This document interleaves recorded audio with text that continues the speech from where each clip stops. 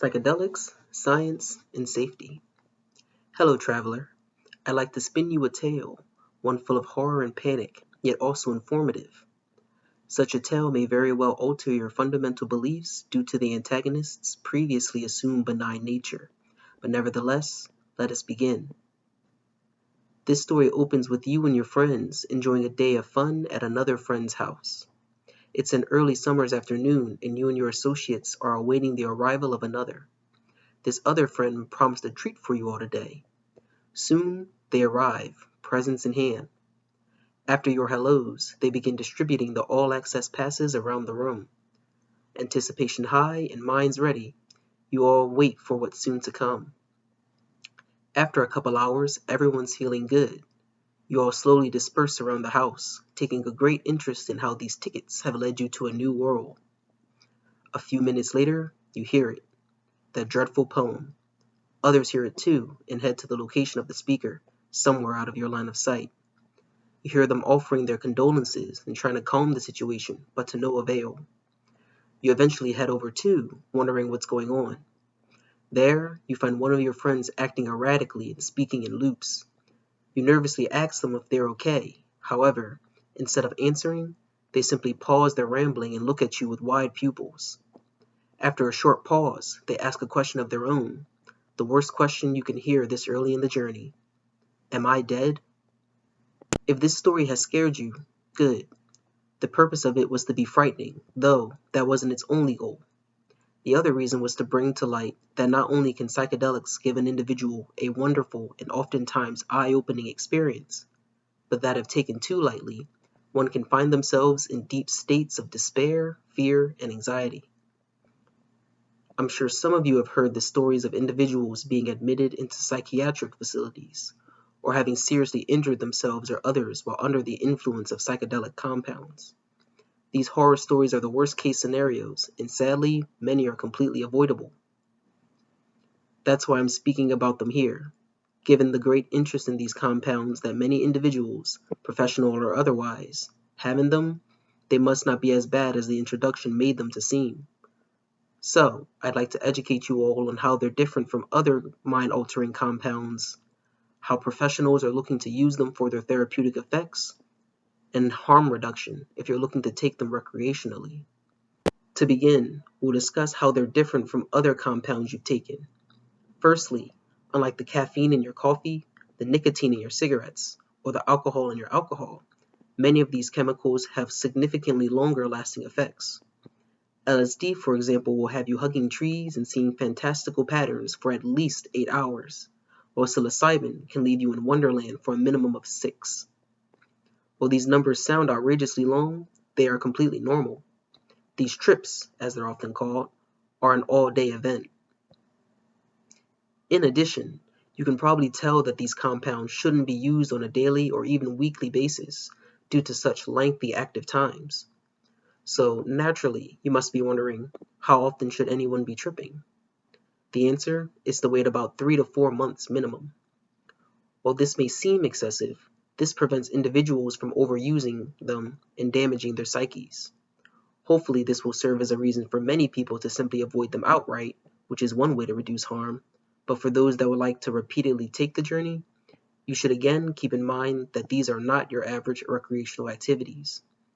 Unlike marijuana, alcohol, or cigarettes, these chemicals put a great deal of strain on your psyche. In spite of this, while relatively non-addictive and non-toxic to your physical body and brain, due to the strain put on your mental being, extreme care needs to be considered when working with them. Moving on, let's discuss their potential use in medicine. To start, according to Wesley Theoretica of PsychedelicTimes.com, and a dissertation presented to the University of Cambridge from their Department of History and Philosophy of Science, I'd like to inform you that these compounds have been used by indigenous shamans and healers for thousands of years. Their use as medicine has been a part of human history for longer than humans have been writing. However, due to our poor knowledge on these plant-based medicines and how they affect our minds, and a general lack of knowledge about how our brains work, many Western doctors for the past few centuries have relied on other means for treating mental and bodily disorders. Recently, though, there has been a wave among professionals to reevaluate them and learn if these compounds have use in today's world.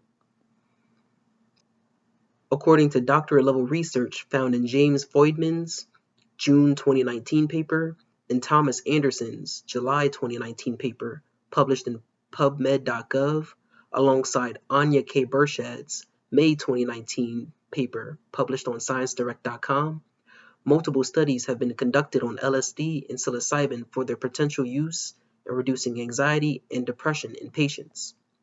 Their current research suggests that microdosing patients, alongside therapy or counseling, can offer longer-standing benefits with less harmful side effects than current anxiety and depression medication.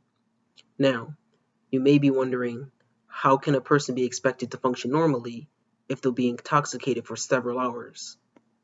The answer: microdosing. Microdosing is the process of taking substantially less than a standard dose of a given compound. This method gives patients the psychological benefits without the more distracting perception alterations that a standard dose would bring. In conjunction, it also prevents the so-called bad trips. In contrast to the individual in the story previously, patients simply will not have taken enough of the compound to potentially induce feelings of ego death, which is what said individual was experiencing. Lastly, I'd like to go over some basic things to be aware of if you or someone you know is looking to try psychedelics recreationally. Additionally, it should be noted that you should consult your doctor first to check if you have any underlying conditions that may complicate your trip. If you're given the green light and you still wish to proceed, then here are some tips for safety. As mentioned on Arrowhead.com and other online and in-text resources, it is important for one to be aware of their setting, and intention. Set is the process of recognizing how you're currently feeling. Your mood can play a big part during a trip, and doing your best to keep a positive mindset is one key to having a great experience. Setting is the second key, and it's all about making sure you're in a safe and otherwise non-hazardous environment. Moreover, some individuals have a trip sitter present with them to help them should they ever feel uneasy. A trip sitter is usually someone close to them that has experience with psychedelics. The final key, intention, is the why. Ask yourself why you're doing this and what you hope to get out of this experience. For example, some want to feel closer to their God, gods, and/or nature, while others just want the euphoria and perspective-altering effects. Whatever your reason, it is good to have that understanding before you begin your trip.